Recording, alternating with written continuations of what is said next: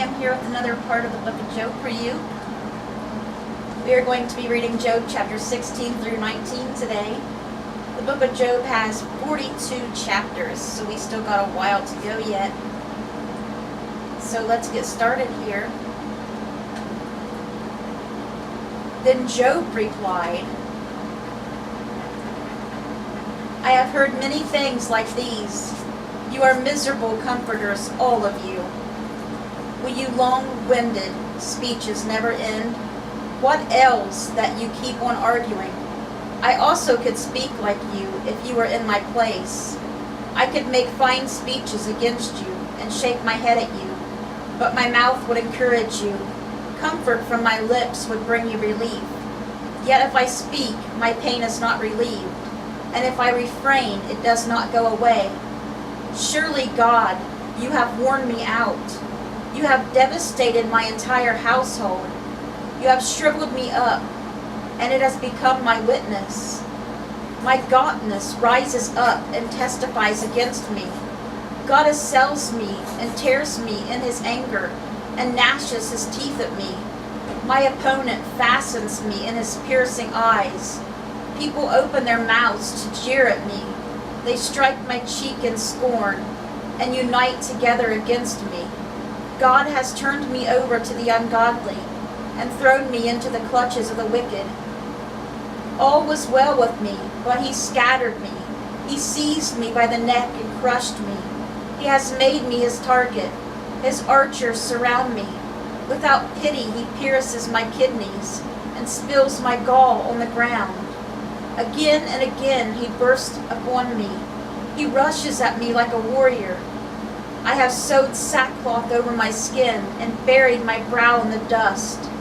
My face is red with weeping. Dark shadows ring my eyes. Yet my hands have been free of violence, and my prayer is pure. Earth, do not cover my blood. May my cry never be laid to rest. Even now my witness is in heaven. My advocate is on high. My intercessor is my friend, as my eyes pour out tears to God. On behalf of a man, he pleads with God, as one pleads for a friend. Only a few years will pass before I take the path of no return. My spirit is broken. My days are cut short. The grave awaits me. Surely mockers surround me. My eyes must dwell on their hostility. Give me, O God, the pledge you demand. Who else will put up security for me?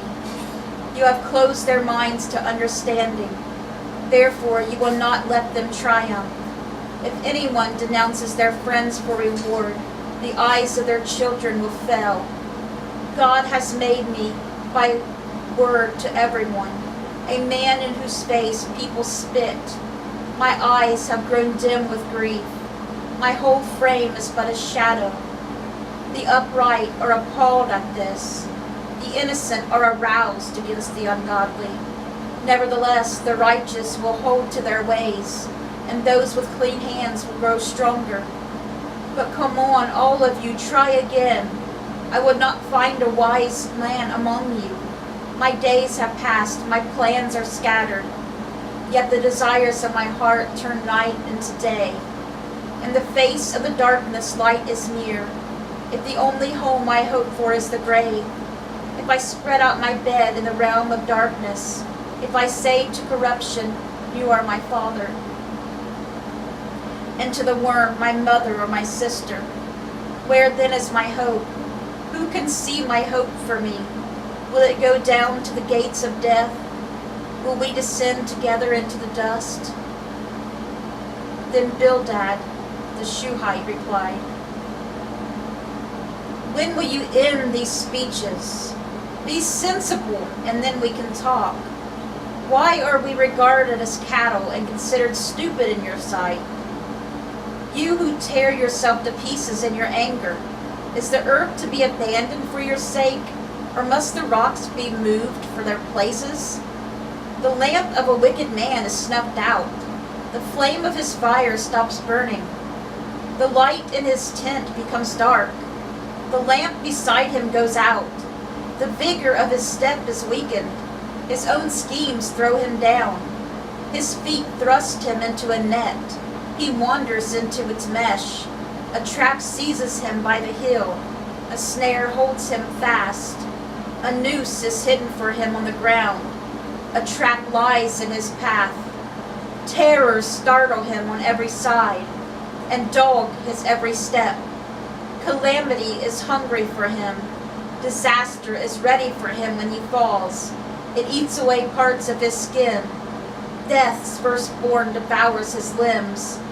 He is torn from the security of his tent and marched off to the king of terrors. Fire resides in his tent. Burning sulfur is scattered over his dwelling. His roots dry up below, and his branches wither above. The memory of him perishes from the earth. He has no name in the land. He is driven from light into the realm of darkness and is abandoned from the world. He has no offspring or descendants among his people, no survivor where once he lived. People of the West are appalled at his fate. Those of the East are seized with horror. Surely such is the dwelling of an evil man.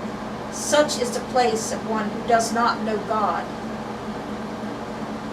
Then Job replied, "How long will you torment me and crush me with words?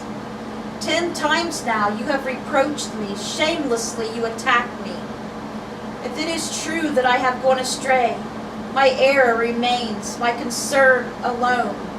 If indeed you would exalt yourselves above me and use my humiliation against me, then know that God has wronged me and drawn his net around me. Though I cry violence, I get no response. Though I call for help, there is no justice. He has blocked my way so I cannot pass. He has shrouded my paths in darkness. He has stripped me of my honor and removed the crown from my head. He tears me down on every side till I am gone. He uproots my hope like a tree. His anger burns against me. He counts me among his enemies. His troops advance in force. They build a siege ramp against me and encamp around my tent. He has alienated my family from me. My acquaintances are completely estranged from me. My relatives have gone away. My closest friends have forgotten me. My guests and my female servants count me a foreigner. They look on me as a stranger. I summon my servant, but he does not answer, though I beg him with my own mouth. My breath is offensive to my wife. I am loathsome to my own family. Even the little boys scorn me. When I appear, they ridicule me. All my intimate friends detest me. Those I love have turned against me. I am nothing but skin and bones. I have escaped only by the skin of my teeth. Have pity on me, my friends, have pity, for the hand of God has struck me. Why do you pursue me as God does? Will you never get enough of my flesh? Oh, that my words were recorded, that they were written on a scroll, that they were inscribed with an iron tool of lead or engraved in rock forever. I know that my Redeemer lives, and that in the end he will stand on the earth. And after my skin has been destroyed, yet in my flesh I will see God. I myself will see him with my own eyes. I will not another. How my heart yearns within me. If you say, how will he hound him, since the root of trouble lies in him? You should fear the sword yourselves, for wrath will bring punishment by the sword, and then you will know that there is judgment. Okay guys, that is where we're going to stop with the book of Job for today, with chapter 19. We will, God willing, come back with more of the book of Job tomorrow. I hope you guys have a blessed rest of your evening. Let's bring those souls to Jesus, and God willing, we'll see you guys again tomorrow with another Bible reading. Bye guys, God bless.